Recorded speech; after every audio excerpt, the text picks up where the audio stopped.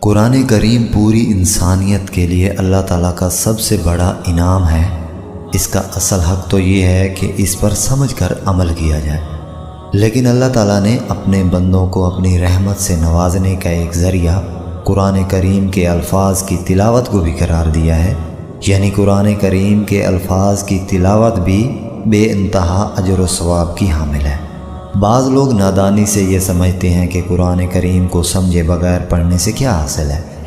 وہ اللہ تعالیٰ کی کتاب کو انسانوں کی کتاب پر قیاس کرتے ہیں، جن کو بے سمجھے پڑھنا ایک فضول کام سمجھا جاتا ہے۔ حالانکہ قرآن کریم اللہ تعالیٰ کی کتاب ہے، اس کی تعلیمات تو دنیا اور آخرت کی فلاح کی ضامن ہے،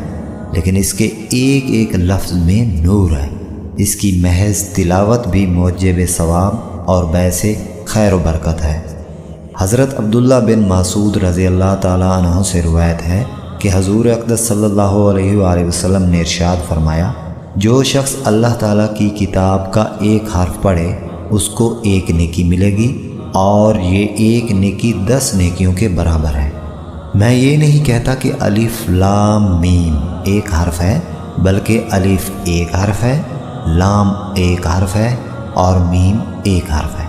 اس حدیث سے یہ معلوم ہوا کہ اگر کوئی شخص صرف الف لام میم کی تلاوت کرے تو صرف اتنی سی تلاوت سے بھی اس کے نامہ اعمال میں 30 نیکیوں کا اضافہ ہو جاتا ہے۔ اور اس حدیث سے یہ بھی معلوم ہوا کہ یہ ثواب بے سمجھے پڑھنے پر بھی ملتا ہے، کیونکہ الف لام میم ایک ایسا لفظ ہے جس کے معنی کوئی نہیں جانتا، نہ اس کا صحیح مفہوم سمجھنے کا کوئی امکان ہے، کیونکہ یہ حروف مقطعات میں سے ہیں جو متشابہات میں داخل ہیں اور ان کے معنی کوئی نہیں جانتا۔ آپ صلی اللہ علیہ وسلم نے ان حروف کی مثال دے کر یہ بھی واضح فرما دیا کہ تلاوت قرآن کا یہ ثواب معنی سمجھنے پر موقوف نہیں ہے، بلکہ بے سمجھے تلاوت پر بھی یہ ثواب ملتا ہے۔